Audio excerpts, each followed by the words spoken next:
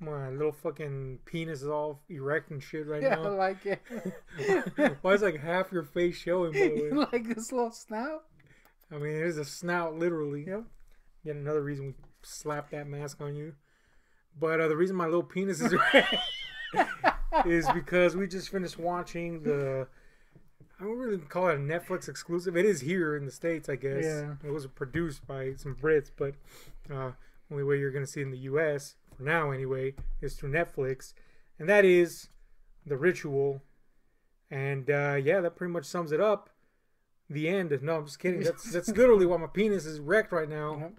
So that tells you that I really fucking love this movie. But what did you think? It was pretty good. I enjoyed it quite a bit. Yeah, man. I'd heard the buzz, you know, so I just had to check it out myself because that's how I roll, literally and figuratively speaking. And yeah, but shit, lived up to that and then some. Now I gotta say that it's rare that a movie live up to everybody what everybody's saying. Dingling, yeah. And two, once we were involved in watching the movie, I was like, this is fucking great, but and I'll get into more specifics about this as we talk about it. The way the movie's structured, those types of movies have a second hurdle to overcome, and that's when eventually they have to do a bigger reveal. It could go completely flat at that point and fail despite it having been so good up to that point. And I am happy to say that this did not happen with this movie. In fact, it ramped up, you know, the stakes even higher and made everything all the better, all the sweeter, if you will. But before we get into it, just a real quick summary. The story follows a group of friends who 6 months after the death of one of their other friends go into the Swedish wilderness, kind of in tribute to him, and trek deep into the wilderness. And of course, almost in a trope-like fashion, because of circumstances, they take a shortcut. Now, that's not only a trope, that's like a trope on top of a trope, you know. It's been done a million times. So the question is, can you do something with that? And the answer here was, oh yeah, that's just like... this is the thing. That's just a one stepping stone. Which is funny because it leads to another trope of the old creepy cabin. Yeah, the creature in the woods. Really, this thing is riddled with tropes. Yeah, but it doesn't feel like it. It's coded in something completely different, you know? And because it is addressing something new and different to the horror audience and audiences in general, it becomes fresh. And it kind of reminds me a lot of a movie I saw a few years ago called The Hallow, which tread similar grounds in terms of it went down certain paths that you thought were comfortable and almost familiar as far as horror goes. But then it did something new, and on top of that, it layered it with the whole mythology aspect. It reminds me a lot of that movie in that sense, only that movie paid more tribute to things like The Thing and The Fly. This one, again, you know, stuff like all kinds of movies come to mind, like everything from Evil Dead to... kind of Blair Witchian. Very Blair Witchian. About like apparently that's a term now. About like halfway into it, I was like, "This is like if Blair Witch was good, was a movie." Not to say that Blair Witch was not good. I like how you called it. You called it. You said if Blair Witch was good, and I said if Blair Witch was a movie, which really you know, seems like we're shitting on Blair Witch. Yeah, but no, it's because Blair Witch is not it's not structured like a movie. And you know, I even didn't like it the first time I saw it. It took me a few watches to appreciate what was going on there. But this is like. This is a film, and on top of that, it's fantastic. And it does use a lot of these tropes, but again, very unique approach to them. But let's talk about it. This film would probably be nowhere without the characters and the actors portraying them, because really we're with them. And despite whatever horror elements might be in play, it's more about their reactions to it. Because really the evil, if you will, is kept in the shadows. Literally. For like ever. For the most of the running time. But what did you think about the actors this little pick. Thought they're all pretty good, actually. I don't have any complaints. Yeah, they were fantastic. I do want to say that the main guy that we follow kind of looked like Jason Sudeikis at times. And I thought that was weird. You know what I thought was great about this? You like my critique? Yeah, that's the worst. I chose to ignore it, but then you brought it back. Yeah, man. This is what, like a shitty movie like Dreamcatcher. Yeah. This is what it should have aspired to. You feel their friendship. You know what's funny too? Again, it's very similar to what they're doing in Dreamcatcher. Only, see, that's the thing. I thought the retard was dead in Dreamcatcher, but then he wasn't. But you know how they're like gathering and just kind of going somewhere, paying tribute? Kind of the same thing. Except you actually believe that these people are like friends. each other for once, and they talk like actual humans. Yeah. And they're not like, yeah, it's good. It feels real. Yeah, the bond between them is pretty clear, pretty strong. And on top of that, we get some pretty tense drama because you know that one of them especially is riddled with guilt. And, yeah. you know, the friend that died, our main character was there when he died, you know, in the course of a robbery. And he chose not to do anything.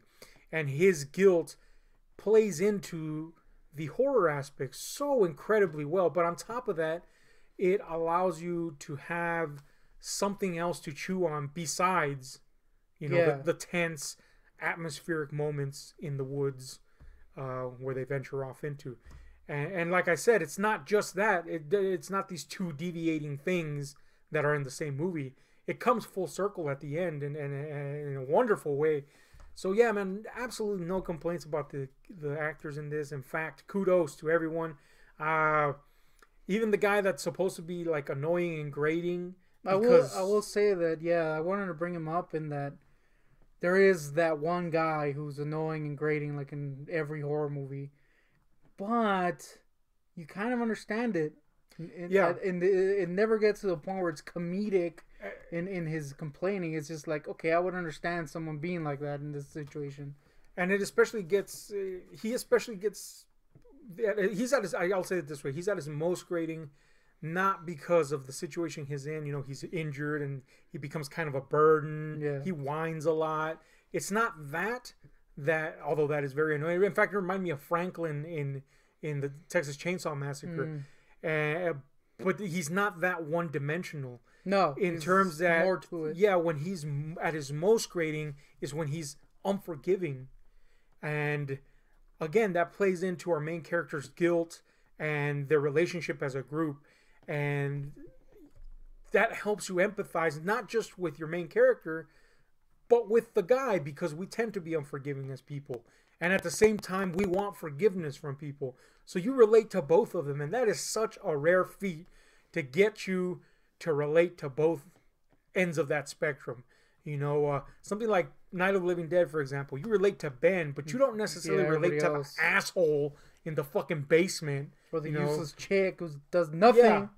Here, they've done something in definitely balancing the empathy for both characters. I mean, there's more than two characters, obviously, but these two characters that stand at opposite ends. Yeah.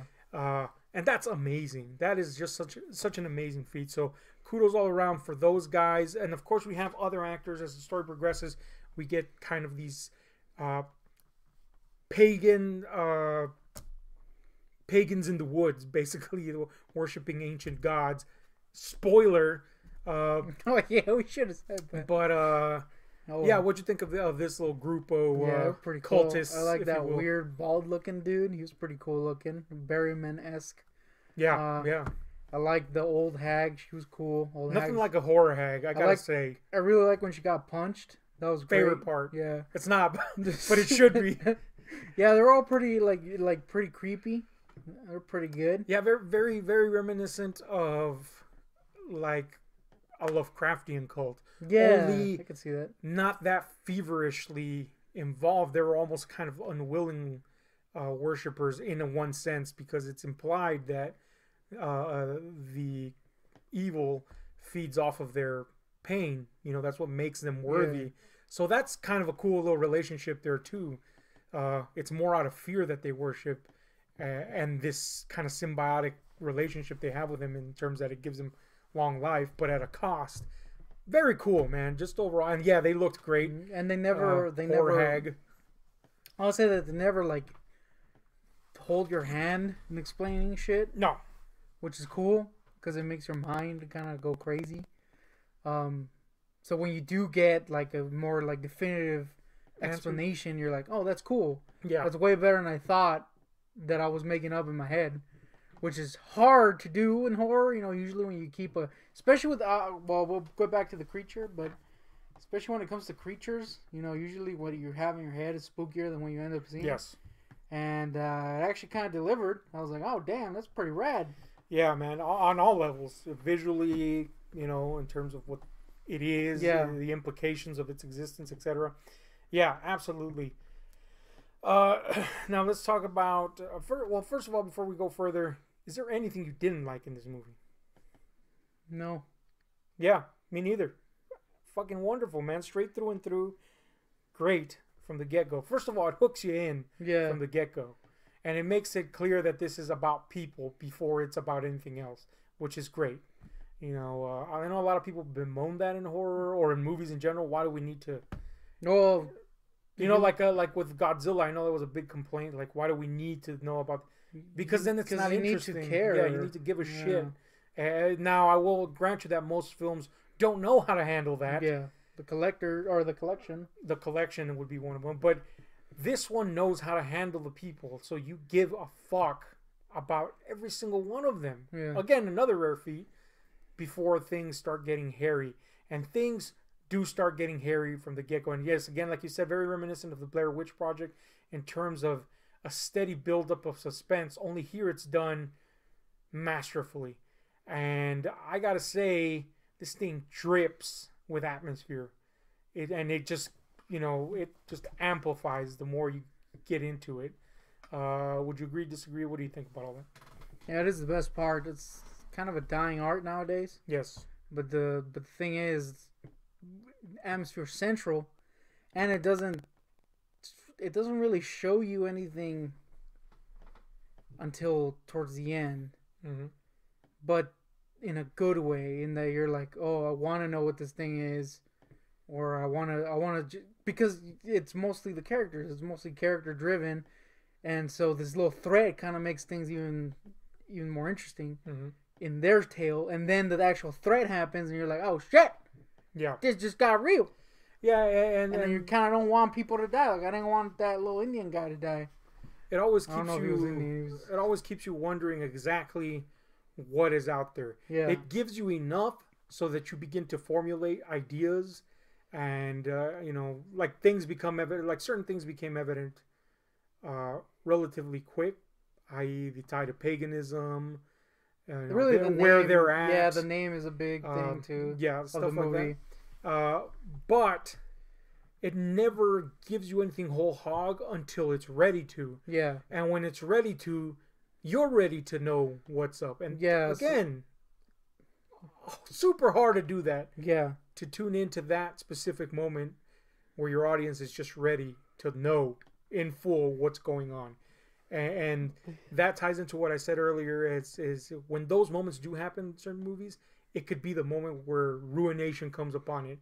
And I think this movie handled it deftly, because not only did we get a reveal of everything that was going on in the bigger picture, if you will, but we got a creature reveal, and it was wholly satisfying in my opinion. Yeah, especially at this point in the movie, I was expecting there not to be a reveal because of how I actually wanted there not to be a whole... Yeah. But then when it did, it was like... Because, I mean, they do show it every once in a while. Not really. They show it like twice before they actually show it fully, but it's only like little bits. Like you see the hand and then the little shifting in the woods. And I was kind of like, you know what? I'm fine if they don't do anything.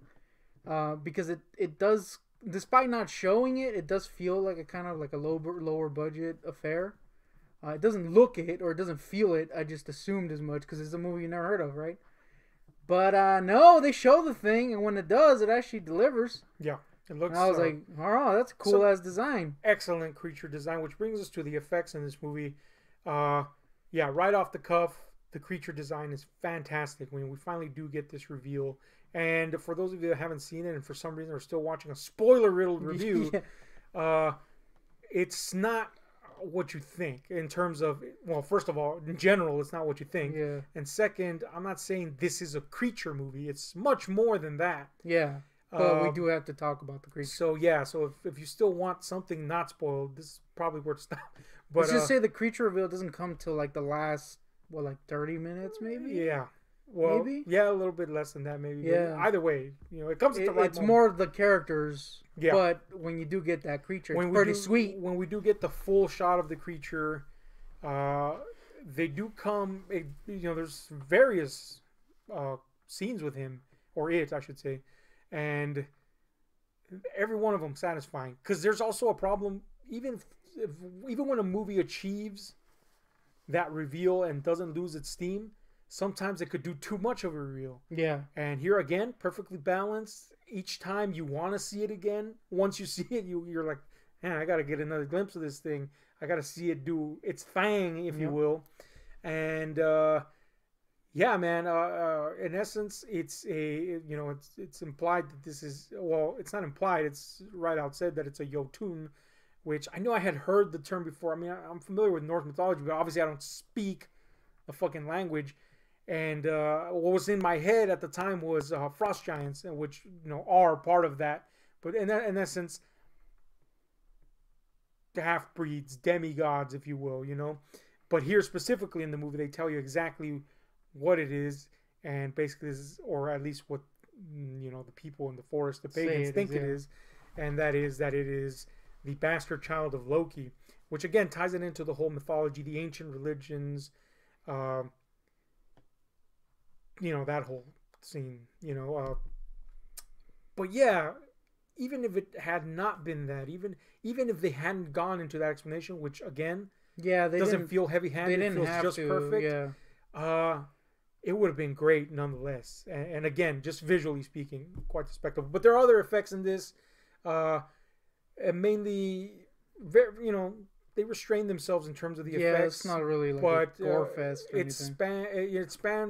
It runs the gamut from a little bit of gore at one point, tastefully done though, where and it atmospherically actually has to do with the tale. It's not just like, hey, there's some random ass gore, and some very nice set work to really give you a distinct feeling of the further they plunge into the wilderness, the more that's something distance they become from civilization. That was one of the coolest things is how the woods looked.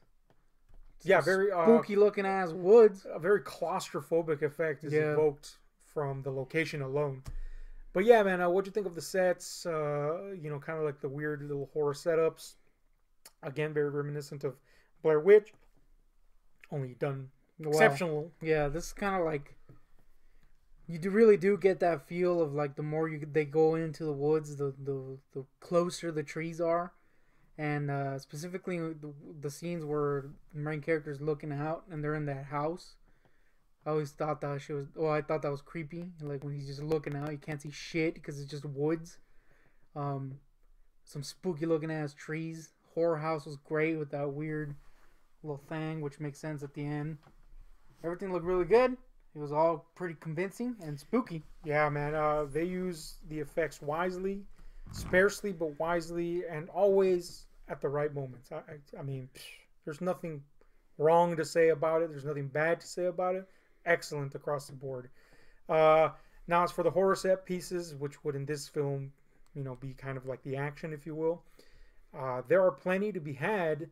A lot of them have to do with drumming up the suspense of the unknown. And some of them are just simply our main character shining a flashlight into the woods, and it's fucking dreadful, man. That's what I was trying to say. It's it taps into that rustic fear of the dark, that animalistic, primal fear of what we don't or can't see makes us just instinctually feel dread. It wasn't just what was happening in the tale that made it spooky, which, I mean, it was a big part of it, obviously, but something to do with those trees were spooky too. Yeah, everything looked spooky. If there had been no creature, if there had been no supernatural element, just on a psychological level, this movie works. One, and two, just the idea of going somewhere unknown, somewhere wild, somewhere untamed, somewhere uncivilized, which they even make a point of pointing out, is fucking terrifying.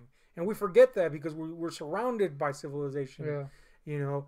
And this movie just fucking hit that. You know what it reminded me of? I know this one spooked you. Wendigo. Yeah. Because it did the same thing in that respect of just plunging you into something primal and ancient and downright spooky. I mean, and it's every fucking... First of all, every horror set piece in this thing was pulled off expertly. Everything that they wanted me to feel dread or a sense of fear or just, you know, something being unsettled. The dream sequences, everything just worked. And it never resorts to, like, I know it's become like a thing to talk shit about jump scares. I think we've given our thoughts on that, but it never does that. It does. It just does them well. One of my favorites was when they kind of get separated after one of the biggest appearances before the actual physical appearance of the creature, and our main character, one of the characters has just been dragged off, and our main character is looking for the surviving character. Yeah. And you know the flashlight just shines on the guy, and it's a jump scare, but it's expertly placed. What I'm saying is it never goes like wink, and then like, you know, like the loud obnoxious jump scare that we it doesn't depend on a cheap it's shit that it builds, and when it pulls off it spooks you, but it's not like a cheap jump scare. Absolutely agree with that. Now you did throw in a little wee in there, so we're going to transition to the score here. The score in this movie it's more of like an atmospheric accompaniment, for the most part. Dissonant strings and a lot of almost tribal deep bass drums, mostly throughout the whole movie. It's not heavy at any point. It's mostly just, like you said, it's in the background. But it really does complement the movie. Absolutely. And it ratchets up to almost a music-like fervor when we get towards the end, to the actual ritual sequence. And again, perfect time to do that. But really, again, more of an accompaniment to the scenes. Expertly brings forth the dread that these characters are feeling. I thought I love the score, if we could call it that. You know, it was excellent. Agree? Disagree? Yeah, it was pretty good. I thoroughly enjoyed it. Now, I mean, I'm not gonna be bumping to it, but no, it's not. Again, it's really not literally music in the strictest sense, but more of a musical accompaniment. But it does definitely stir up some emotions and some feelings. And that's exactly what you want out of this thing. It does it the right way. Now, as for the visual and aesthetic approach of this picture, they went for a very, I guess, what would you call it? Like, I wouldn't call it there's nothing flashy in this. There's no like filters or anything like that. It's pretty straightforward, but it's very dark. And that's mostly because it takes advantage of the location. To give you a sense of scope, one, especially in regards to how dwarfed they are by where they're at. And eventually by what they encounter. But it does all that with like the actual locations and the actual forest itself. It doesn't give you like a weird little filter or anything like that. At most you get fog, some shots of fog, but that's again naturally occurring. So that's a big round of applause for these fellows that they could evoke these feelings strictly based on, and again that ties into the whole, you know, going back to nature and the wilderness and all that stuff. So them having put any flourishes on this beyond what is actually there would have been kind of dumb for them to do. Keeping it natural, keeping it basic, keeping it nice and tight, taking advantage of these locations, perfect. So anyway, it's pretty evident we fucking want to get down on our knees and make like a seal on this fucking movie. So let's give it a final rating. What do you get? And some final thoughts, any that you have. My final thoughts is I would have hated to been the director while he was waiting for the effects to come back, because of those effects, I'm sure he was like, oh man, I hope they don't look like shit. But thankfully it didn't, because there is some CG at the end, but it's really good CG. Yeah. Surprisingly good CG. Anyway, this is kind of an aside. My actual thoughts is pretty damn good. I also like how they tied in his little guilt, and it ended up being an important part of the thing, and paying off pretty well at the end. That relief that comes at the end is pretty good. I enjoyed it. Pretty claustrophobic. It's like Blair Witch if it was a movie, as I said before. So I'll give it a good old-fashioned 10 because it's pretty damn good. Yep, gonna have to agree with you there. Yes, I do believe, although we had some spoilers in this review, that the greatest asset this movie has is the character arc, especially for our main character. Yeah. Which is, I didn't really want to really touch on it. I'm glad you did, don't get me wrong, but I didn't want to touch on it too much. Yeah, there's a lot more to what because we might give away, because that's really what is the most satisfying about this movie. When you realize exactly how this fits into his character arc and how it's grown and how it complements the horror. You know, for a while there I was like, how is this fitting in together? And it really, they don't fit in together in terms of, you know, I mean, we'll count countless movies where they're so intrinsically tied together. It's more like a character growth. Yeah, it's a character growth thing that happens to tie in. That happens to tie in some respects to what the horror is. And for them to have the restraint to do that and not just tie everything in so perfectly. Yeah, I like how they didn't bat you over the head with anything. Yeah, it was awesome, man. Just such a great thing. So that is my favorite thing about the movie. But yeah, everything in this movie works. Everything. I mean, that's such a rarity, especially in horror. This is an instant horror classic. It's the same feeling that I got, like, you know, watching, like, The Babadook or something like that. Or, you know, you just know when it's an instant horror classic, and this is one of them. And shit, 10. Let's give it. I wonder if it's 10 up. I wonder if it's gonna come out that this creature is gay, like the Babadook. Oh man, if somebody appropriates this fucking creature, I'm gonna be pissed. I do like. I really liked how they show. I know we're going a little further, but I didn't want to add this one. I do really like how they show little pieces of it before they show the whole thing. Mm-hmm. Because you don't get a full picture of it. You can't really piece it together from what they show you. You know it's got hooves. You know it's got antlers. Apparently it's got human hands. But you don't know how it all fits together until it's freaking shown. And you're like, oh, that's really cool. And it kind of like, it took like, not a callback, but that scene earlier makes a lot more sense when you see in the cabin when they find the thing. Makes more sense when you see its freaking dome. It's pretty rad. You heard it here first. It's pretty rad. It's pretty rad. It's gonna be on the back of the DVD. Yeah, in like pretty 80s rad font. Some fat guy. Yeah. Anyway, there's been a couple of fat guys talking about The Ritual. Check this fucker out. This is one of those where it's worth buying Netflix if you don't have it already, which I think like people in Africa have it. But the point is, it's fucking great. Check it out. Instant horror classic. Massive seal of approval. You just did that. You just do that every day. Yeah, I didn't have to do anything with the seal of approval. Anyway, this has been Ahab and the Goon Tick. Like, share, subscribe, hit those notifications. We're out.